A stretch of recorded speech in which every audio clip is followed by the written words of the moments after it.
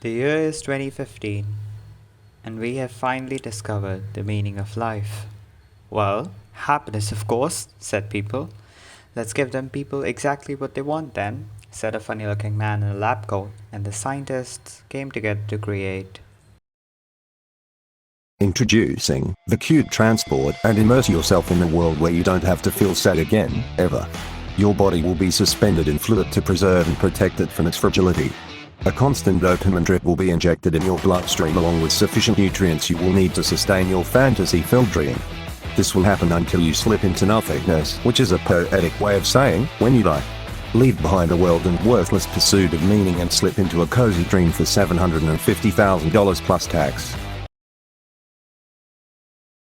Okay, so it's not 2150, and that's not true. Yet. But the pleasure cube still exists though, and your body may not be attached to it, but your mind is. Introducing the Smart. Yeah, the voice is a bit much the second time around. Anyways, okay, so social media companies have created this gloomy, eerie vibe of a tech dystopian future. But why really? What's so bad about them?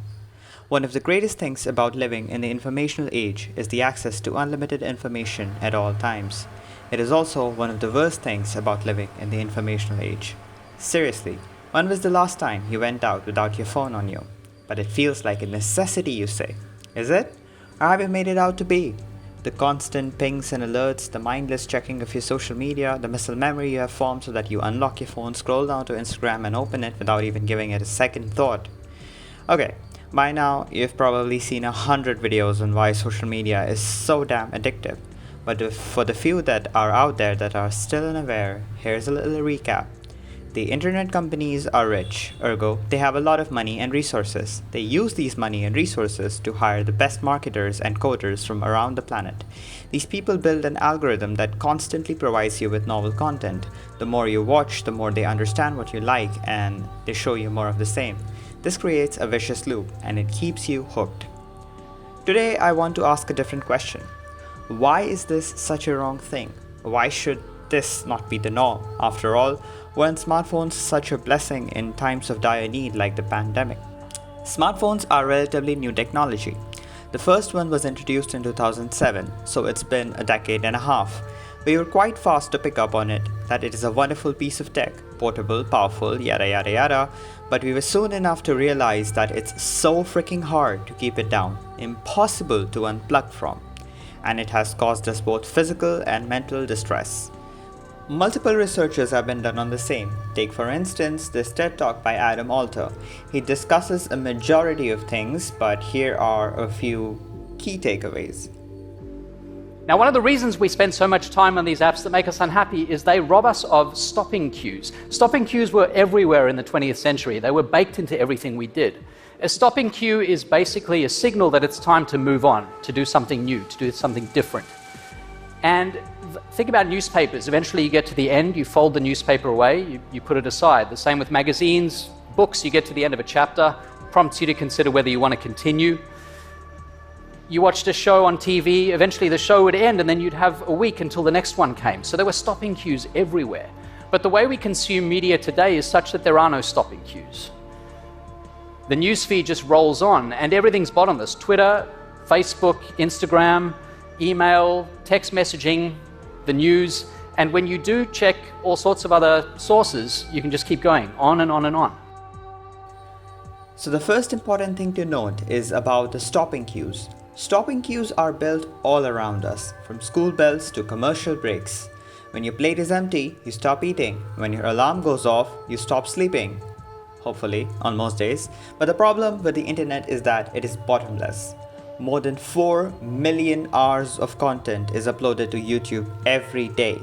It isn't physically possible for you to run out of content, ever. And endless news feeds that never run out of content isn't just a stylistic choice. In fact, it is a very intentional one. Your attention is their currency, it is the name of the game. We often hear people complain how adulting is hard and how life was much simpler when they were children. But why is this the case? Adulting is specifically hard because now you're responsible for regulating yourself on top of what you do and being whoever you choose to be. But on top of that, the internet is giving you all these cues to care about it, to engage with people, to politicize, to socialize, or as in this case, to philosophize. It's giving you cues to engage and be connected to your friends virtually at all times. They may need you. This makes you anxious on a deep level that you cannot even begin to understand. So what happens the next time your phone buzzes? You pick it up, no matter what you're doing, and you become an information fiend. Jobs, when he was releasing the iPad, described the iPad as a device that was extraordinary. The best browsing experience you ever had, way better than a laptop, way better than a smartphone. It's an incredible experience. Now, a couple of months later, he was approached by a journalist from the New York Times, and they had a long phone call. And at the end of the call, the journalist threw in a question that seemed like a sort of softball. He said to him, "Your kids must love the iPad." And there's an obvious answer to this, but what Jobs said really staggered the journalist. He was very surprised because he said, "They haven't used it. We limit how much technology our kids use at home." Do I even need to explain how this works?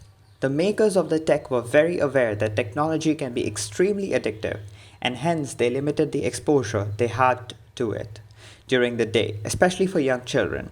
Super plastic brains. But the degradation of our quality of life does not end here. Because the content that we see is designed to be consumed as much as possible, it is often jam-packed with cuts and as much sensory overload as possible. It's like walking into an arcade on steroids.